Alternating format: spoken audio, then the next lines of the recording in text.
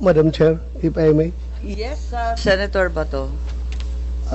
Siguro, Secretary Remulla, you are aware about yung dalawang dissenting opinion na sinabi ng dalawang miyembro ng pre-trial chamber ng ICC na nagsasabi na yung jurisdiction, about temporal jurisdiction, ang magti-trigger lamang ng investigation is yung paghihingi ng pag-request ng permission ng prosecutor to the ICC.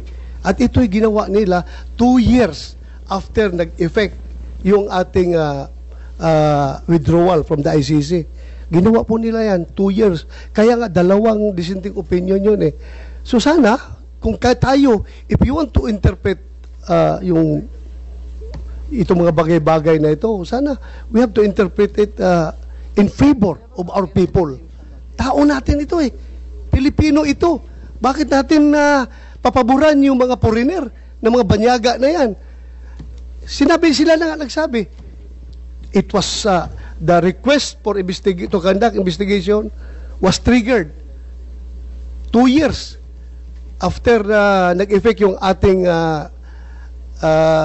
withdrawal. But then again, Madam Chair, I will leave it at that. Please continue.